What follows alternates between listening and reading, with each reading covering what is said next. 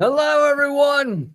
How's it going out there? Thanks for joining me for Dangerous Ideas. I'm Lee Camp, the most censored comedian in America. Thanks for being here. Another nation. We're up to five. Five African nations have recently had coups that have brought down U.S. and French backed Western governments. This is a big deal, and it shows a big shift in the world.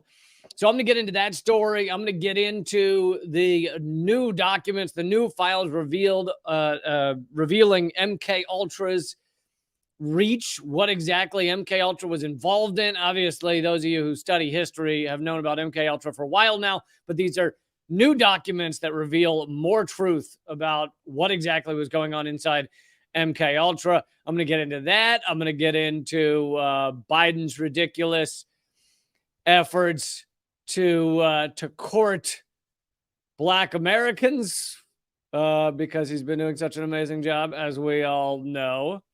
So much going on. So please, let's get into it. Hit the like button, hit the share button, hit the follow button. If you're at Rumble, hit the friendy thing, the whatever, the little fairy icon. I don't know. I don't follow all the things. I don't know the platforms anymore. But all right, let's start off though with this another amazing coup. And I also, by the way, I'm not gonna do the 100% in positive, never give you any of the drawbacks type of thing. I'll give you a little bit of both sides here. But all right, so this is video taken of people celebrating in the streets. This coup that has just taken place in Gabon, and there are clearly a lot of people thrilled. This was a military coup. The military took over. I'll go ahead and read from the Consortium News article. Wild celebrations have broken out on the streets of Gabon's cities on Wednesday after a military junta announced on television that it had put President Ali Bongo Ondimba under house arrest and had seized power. The Bongo family had ruled the former French colony since 1967. Ali Bongo was the wealthiest man in Gabon with an estimated $1 billion in assets in a very poor country. It's always good. You know things are running right when one of the richest people rules a country. Whenever that's going on, you're like, it all works right, okay? It's just the whole system really on lock. George Washington was roughly the 10th richest person in the country at the time that he was leading the United States. Trump, obviously one of the wealthier people, even if he's lying about his $10 billion, and even if it's just $3 billion that Trump was worth when he was president, still one of the richest people in America. Whenever one of the 0.1% is supposedly the elected choice of the people, you know it's got to be legit, right? That could never be rigged or wrong or bought off in any way, correct? The coup took place just after the country's electoral commission declared that he won a third term. So it was his third term, but it was, 58 years in power or something like that of his family. Now, I don't know how legitimate the Gabon electoral system is. I know that if it's even slightly better than if it's just slightly better than the United States electoral system, then it's still a piece of shit that can be easily rigged. So it would have to be a lot better than the U.S. system to be legitimate. Sorry, I'll get rid of that. So this is from Consortium News, which is a great outlet if you follow their stuff. The pressure is growing on Paris. I skipped a paragraph. This is the fifth coup in a West African country once ruled directly by France since August 2020, when Mali fell to military leaders. That was 2020, so less than 3 years. Well, a little over 3 years.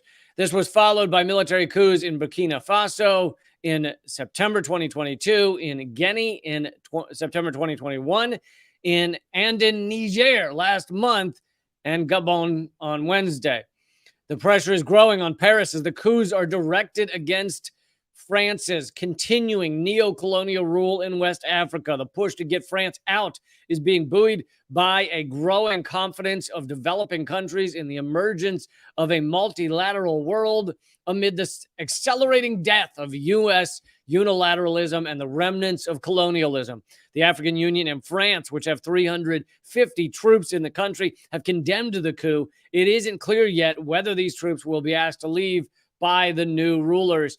And just to throw in here that I've mentioned it several times before, but the Berlin Conference of 1885 was when a bunch of white ruling elite of Europe and the United States got together in a little room, put a map of Africa on the wall, and drew lines all across it and said, this is yours, this is mine, this is ours, this is yours. Now, the United States, during that divvying up of Africa, didn't get any countries. We didn't get any for us, even though we clearly had stolen plenty from Africa, including human beings. So it's not that the U.S. wasn't exploiting and extracting Africa, but at that time, 1885, we were less powerful on the world geopolitical stage. And so we were in the room, but we didn't get any countries handed to us. Instead, they were mainly divvied up to Belgium and France and a handful of others. Germany obviously played a role, but so that goes on, and then these countries slowly get their quote-unquote independence. But even as they get their independence, which is what we're learning with Gabon and Guinea and Niger and all these others, is that although they're independent, the country that colonized them for years continues to own their leadership and have couped them, or sometimes assassinated them, like in the case of Lumumba and others, but have couped them to put in puppet governments. So they're still colonial. They're still giving away their resources. They're still being extracted in a completely unfair. Is that a term we should use? It's just kind of unfair when you steal all the shit.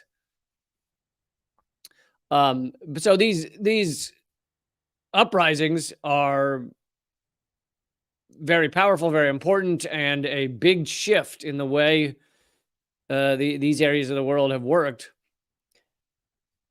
Let's see here. The coup government in Mali ordered French troops out of its country by March 18th, 2022. France completed its withdrawal August 15th of 2022. On January 26th this year, France agreed to withdraw its forces from Burkina Faso after a request from the government that it cede power there. In Niger, a similar demand has been made by the junta that took power last month, but French President Macron is so far playing hardball, refusing to move his forces and supporting a potential military intervention by ECOWAS to restore Niger's restored leader. That's a typo. But as I covered that a couple of days ago about ECOWAS basically announcing the date that they say they may invade Niger.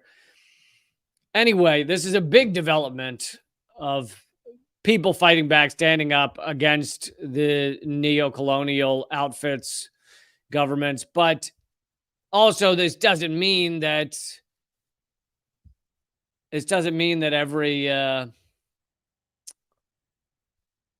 every military government that gets put in place is a positive one or one that serves the needs of the people. So, it can be both. It can be both a good thing, and you kind of got to be like, well, let's keep an eye on this military group of military leaders and see what they end up doing, see how they end up running things, see whether they move towards a more legitimate democracy. But as Eugene Puryear said in his tweet about the story. After 55 years of rule by the Bongo family, it seems the people of Gabon are happy to see the Bongo model, high unemployment, persistent poverty, neo-colonial subordination, go. Happy to see it go. So, yeah. Big moments. And as I've said in my other coverage of these stories, this also shows how much the power of the U.S. empire is falling, is decreasing, because these countries are able to stand up against their Western, their Western, I don't know, exploiters, their Western abusers. A lot of this shows that these countries no longer believe the United States is as powerful as it once was. And that is a good thing for this world, to see the U.S. empire retract to at least to some degree. And, you know, empires that are overextended, they always fall. Every example, every time. And when an empire takes over tons of land, tons of area, and claims to make the decision for billions and billions of people, I mean, it didn't used to be billions, but still, it can't sustain. It can't sustain. It of course is based on exploitation. It's based on abuse, and that's the type of thing your mainstream media can't tell you. Even if they may tell you about this coup, they can't tell you the truth about the U.S. empire. But so this is big news. Five coups kicking out U.S. and Western-backed puppet governments. Truly unbelievable, and getting little to no coverage in your mainstream media. You know, New York Times will do a little tiny article about how the military junta did bad things, and that's the extent of it. All right, I also want to get to Mitch McConnell. His program rebooted yet again while he was speaking to the press. This seems to be happening a lot with him, where this so-called leader, the system just starts buffering while he's speaking to media, and it does make you wonder, how often does this go on when he's not speaking to media? If this has already happened twice while he's standing up there in front of media, how much is it happening just like in his everyday life? But I'm going to get to another, in a moment, I'm going to get to another aspect of this that your mainstream media will, of course, never say. Let's see. So here he is yesterday. Running for re-election in 2026. That's right.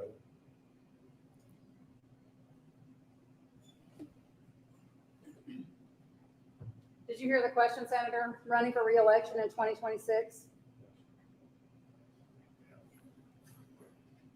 All right, I'm sorry, you all. We're going to need a minute. Senator. Benny.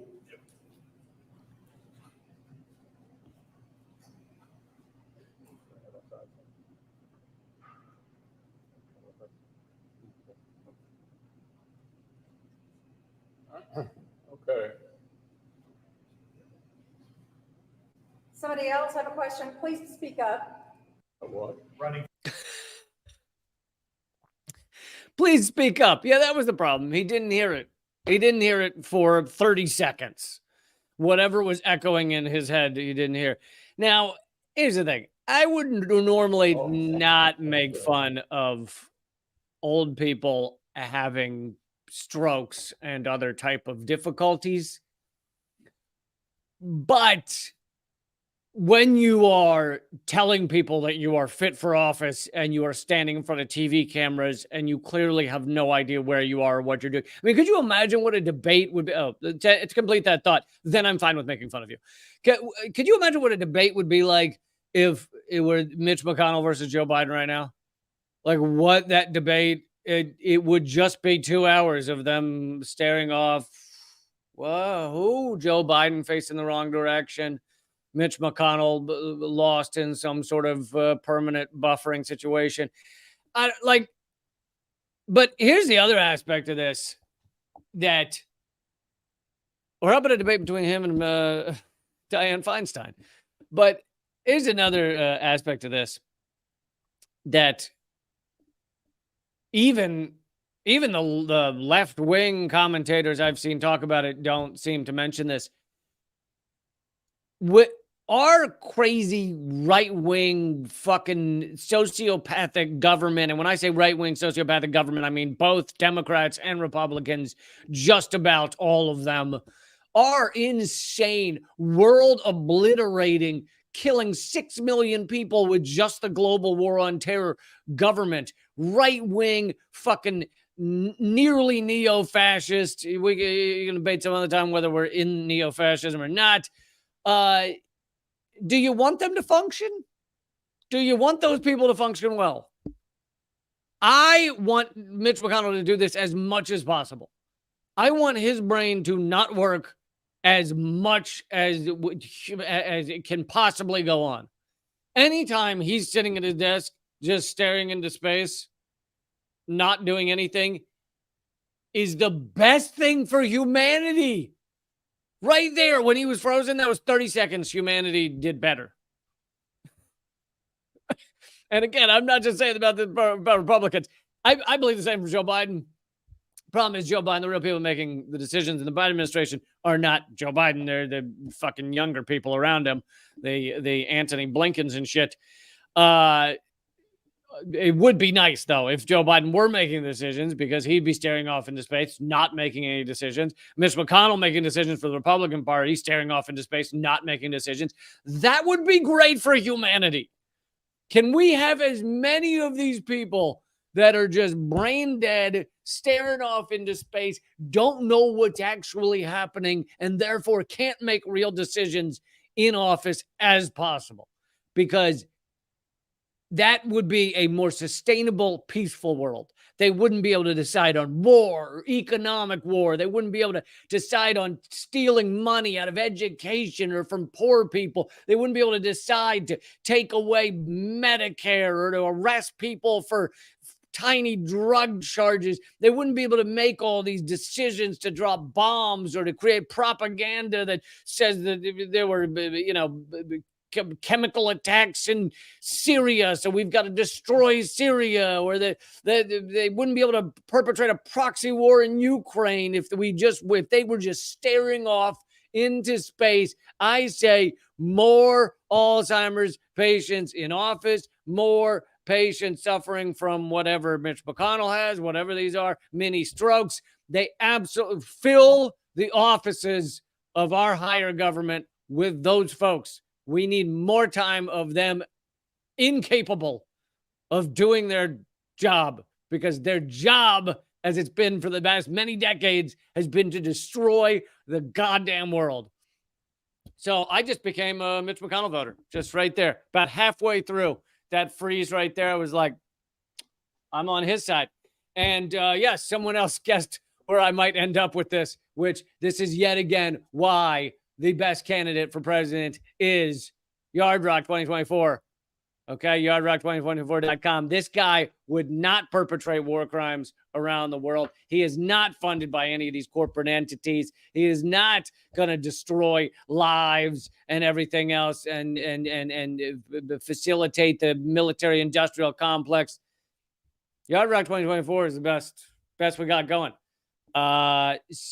Okay, maybe second best to Cornel West, but it's tight. It's tight. I will say that it's a tight race between as best candidate for president, between Cornel West and Yard Rock, where you can check out yardrock2024.com, where 50% of all the merch goes to erase medical debt for struggling Americans. We've already erased something like $70,000 of medical debt for struggling Americans. That part is absolutely true. And since I mentioned Cornel West, I might as well throw in here that just the other day, Bernie Sanders, who we all know and love, came out and said that everyone should vote for Joe Biden and Cornel West is a horrible human being. And that is just a wonderful thing for Bernie to do after all the support Cornel West has given him over the years. Thank you, Bernie, for jumping out front there and endorsing Joe Biden over a year before the actual election and telling everyone that Cornel West sucks. Thank you for doing that. Bernie Sanders, God, he has just got, you know what? He has aged well. Bernie has. He led a revolution in 2016, and now he is withered down to endorsing war criminals over a year before the election. Because you want to get out, you do want to get out front and let everybody know, hey, I'm with the war criminal now. I'm with that guy who's sexually assaulted people and been funded by credit card companies and big banks his entire career and put forward every pro-policing bill that has ever existed and it continues to perpetrate wars and proxy wars. I'm with that guy now, even though the election is a year out. Thank you, Bernie, for that one. Well done. Well done. Okay. Moving on. I'm glad I just talked all of you into voting for Mitch McConnell. Speaking of Joe Biden, speaking of the lovely, wonderful Joe Biden, by the way, please click subscribe and thumbs up and leave a comment. Even if you got nothing to say, it helps with the algorithm. And we're closing in on 60,000 followers on Rumble. So I'd love for you to click follow over at rumble.com/LeeCamp.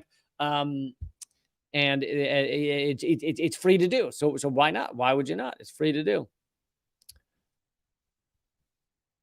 All right. So here's a New York Times article about how Biden is looking for new ways to energize black voters. And I would like to translate some of this article for those of you who want actual human speak out of this article. Actually what they mean. When Biden says, when it says Biden's looking for new ways to energize black voters, let me translate what that means. First of all, it's not Biden. Okay. Biden's sitting in a chair playing with his oatmeal. So the people around Biden are looking for new ways to get black voters to vote for him when he has done nothing for them in the multiple years he's been president. He promised he was going to do so much for black Americans. He's done essentially zero. And by energize, they mean trick black voters into voting for him again.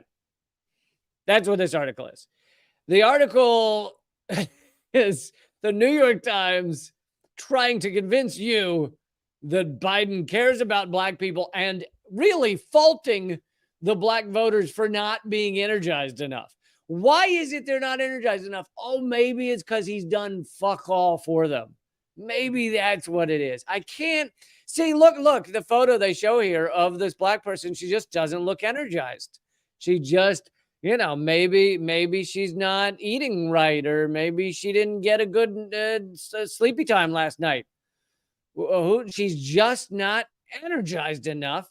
And it's clearly not Joe Biden's fault, so it must be black voters' fault for not having the energy, for not drinking a Red Bull before they head out there. And this article appears to be, these are tiny thumbnails, but appears to be written by two black people, New York Times writers, who are trying to tell you that Joe Biden does love black people. He just can't seem to get anything done for them. He's tried so hard. He's tried so hard, especially since he is responsible for doubling the prison population, locking up more black and brown people in this country than there were slaves during the time of slavery in America. That can be put on Joe Biden's plate. And so many other racist things can be put on Joe Biden's plate. And yet here we are, the New York Times, asking, why won't black people vote for him with more gusto, more fucking energy? Why aren't they fucking energized? Why aren't they just hopping up and down in line waiting to vote for Joe Biden? So they start off by talking about how Vice President Kamala Harris, you hear a lot about her, don't you? You hear about just how much she's been doing, just achieving so much. Harris has. They started by saying she was speaking to a crowd, and she said, "We are looking at a full-on attack on our hard-fought, hard-won freedoms. So much is at stake in the 2024 presidential election, including our very democracy. Oh, it's the most important election of our lifetimes." Where have I heard that before? Where have I heard anyone say it's the most important election of our lifetimes? I can't remember where it was. Oh, it just occurred to me. Every fucking year. They say that every goddamn year. They say most important election of our lifetime. Therefore, you have to vote for the shitty, super shitty Democrats. Or maybe the Republicans tell their fan base too. It's the most important ever. So you got to vote for the shitty, super shitty Republicans. It's the most important ever, folks. This is the most important ever. And by the way, when she mentions our hard-fought, hard-won freedoms, first of all, any freedoms we have were not won by the people she's talking about or her type of people. They were won by people on the street. They were won by activists on the front lines. That's who they were won by. They were won by pressuring the ruling elite into thinking they had no choice but to give people civil rights or to give women the right to vote or to give workers various various perks and things, the various benefits that you get by working at a company. These are all won by amazing activists. They're not won by these shitty politicians who ultimately do it because they feel they have no choice. And then all of that stuff is eroded. It's eroded over time. They start attacking those things. They start attacking whatever it is that you might have had, that you might have gotten. That's what your ruling elite do. And remember, she's talking on behalf of the party that has grown unlimited surveillance, that has been in power during a lot of the doubling of the prison population, which is not freedom. I don't know if you know that. When you're locked up in prison, that's really the opposite of free. She's representing the party and the ruling elite who have seen the gutting of whatever freedoms these were, who have stood by and allowed so many of them to happen. I mean, even the ones that were not done by the Democratic Party, like losing your right to have a freedom of choice over your own bodies, those rights could have been codified. They could have been put in a permanent nature into our federal law. Any of the times that the Democrats have had both Congress and the presidency, and they didn't. They fucking didn't, because they wanted to use that as a wedge issue, as something that they could keep telling you. It's the most important election we've ever seen. In 2020, the New York Times tells you, President Biden promised black voters he would deliver a sweeping racial equality agenda that included a landmark federal voting rights bill, student loan relief, criminal justice reform, and more. 3 years later, much of that agenda has not happened at all. And the New York Times, because the job of the New York Times is really to run interference for the Democrats and try to justify the horseshit that they do or don't do, really. The way the New York Times phrases it is, with much of the agenda thwarted by Congress or the courts. Yes, that's right. Joe Biden has just tried to be the best president ever, but he's just been stopped by the courts and the Congress. You know how much he could do if he just fucking wanted to? If he did the various things as Trump did, going around the courts, going around Congress, he could do all kinds of shit. I went through, I wrote an article whenever Biden became president. I don't know. All these years are a blur. I don't even know. What year is it? I'm a deep fake now. So it's like, I don't even know what's happening. But like 3 years ago, I put out an article of, it was like the 12 or 15 things that Joe Biden could have done on day one with executive actions, and done none of them. Most people don't even know that Joe Biden has that ability because Democrats don't want you to know. One example is to give everyone health care. He could do that with an executive action on day one. When he got into office, we were in the middle of a pandemic, and there's a law in the U.S. saying that an area of people, if they're facing an environmental health hazard, can be given free healthcare, can be given universal healthcare. It's within U.S. law. And there's only one place that I know of that has it. It's Libby, Montana. The entire town gets free healthcare because of the asbestos mines near them. But that's the only one that has it. I think that's the only one. Joe Biden could have done it for the whole nation. He could have said, we're in a pandemic, everyone gets healthcare. But of course, even outside of the pandemic, you could have done it for just about everywhere. There's 2,000 cities that have unclean water in the United States. There's elevated lead levels that are unsafe to drink in many cities. The air is sickening. The fucking forest fire smog here on the East Coast where we can't even go outside some days. You could come up with an environmental threat anywhere in the United States, give everyone healthcare. That's just one example of what Joe Biden could have done. Fucking not at all. But the New York Times wants you to believe that all these things he's failed on, it's just Congress. Oh, just Congress won't let him. In an opinion essay published on Sunday in the Washington Post, marking the 60th anniversary of the March on Washington, Mr. Biden, and that if it said he wrote an opinion essay for the Washington Post, that means Anthony Blinken wrote an opinion piece on the Washington Post and then signed Joe Biden's name. Which is kind of funny because Joe Biden dropped out of his first presidential run in the 1980s because he was caught for plagiarism. So it's kind of funny that now other people are writing his essays for the Washington Post. Oh, isn't it nice how the world comes full circle? That's so great how that works. So he wrote this on the 60th anniversary of the March on Washington. Of course, there's massive irony there. Just the fact that the type of politician that Joe Biden is did not celebrate or support civil rights. Biden was against against desegregation. He was for segregation until he wasn't. He was good friends, best buddies with Strom Thurmond, a straight up racist. He, of course, supported all these cop bills and prison bills that are completely racist. Joe Biden has been racist throughout his entire career in all of his policies. And all of a sudden, here he is saying, on the 60th anniversary of MLK's March on Washington, I just want to say that I love black voters. Also, let's remember that the federal government that Biden represents, and Biden has been a big part of for the 900 years of his career, they're the ones that murdered Martin Luther King Jr.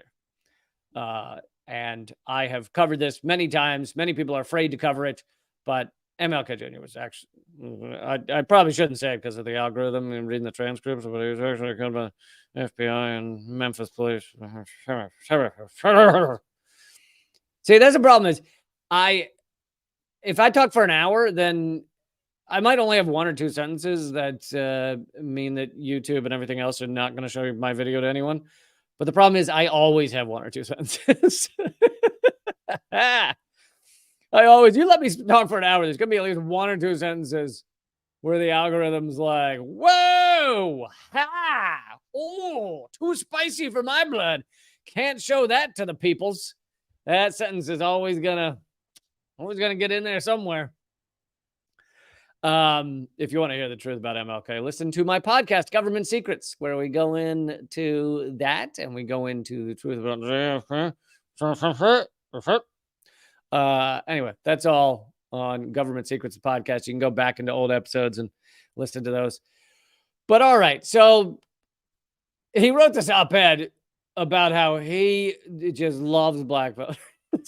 Joe Biden, just like, in fact, he said in the op-ed that he really wants to smell all of their hair.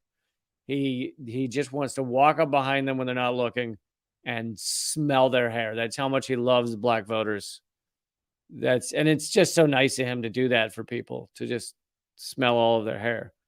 The president wrote that his administration was, quote, advancing equity in everything we do, making unprecedented investments in all of America, including for black Americans. The largest prison state in the world with a racist system wants you to know that they're doing everything they can for equity. to make sure there's equality. They spend day and night just trying to make sure that happens in the largest prison state in the world, with one of the largest police forces in the world, per capita, the largest police force in the world, that Joe Biden has never taken a dollar from, never, not just defunded. He's never said, "Hey guys, could you just shift like 5% of your budget over to the kids who aren't able to eat lunch?" Never said that in his entire career. But yeah, he wants you to know he's trying to get equality. He's really on the equality bandwagon is what he is, working so hard. But you know, it is just New York Times getting nailing on the head there. He's thwarted by Congress because we all can see how powerful and unstoppable Mitch McConnell is. Every time you think you can stand up to Mitch McConnell, you just saw that video of him. Oh, he is a strapping young man in his prime. And no one can stop Mitch McConnell. If only Biden had a way around Mitch McConnell, but he's so fucking fast. He's so quick and crafty. Oh, I mean, you saw the video. Mitch McConnell's unstoppable. So they can't, they've tried to get through Congress. They can't do it. Mitch McConnell's just too powerful. All right. Speaking of that, well, actually, I feel like maybe I should save that story and jump to the new documents and what they've revealed about MK Ultra. For those of you who don't know, MK Ultra was this massive government effort in the 50s, 60s, and I think it went into the 70s to brainwash people, to torture people, there were many aspects of it. There was also infiltration of activist groups. There were so many aspects of it, that and COINTELPRO and all of these things. MK Ultra was mainly the brain manipulation, doing testing on people they didn't know about without their knowledge. But new documents actually from the government that have been declassified show even more about MK Ultra. And I'm going to get to that story right now at rumble.com/Lee Camp. It is free to watch over there. Rumble.com/Lee Camp. Join me over there. Oh, and also there's not many tickets left, but my first ever live stand-up comedy Zoom show where I'll be seated. So it'll be seated stand-up comedy.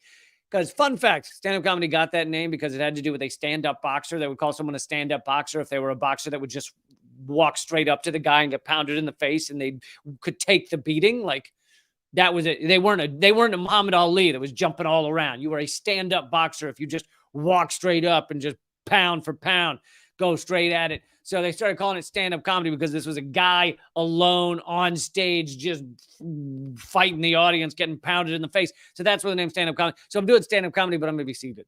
So, but it's still stand-up comedy. Anyway, full hour, first one in 5 years, and that tickets are $5. And the link, the easiest way to get it is at the top of my Twitter page, twitter.com/Lee Camp. That's the easiest way to get the link. And that's this Saturday, 9 p.m. Eastern. I hope you will join me. But all right, the MK Ultra story, rumble.com/Lee Camp. That's rumble.com/Lee Camp. And let me just shift this. By the way, if you like segments of this show or you just want kind of short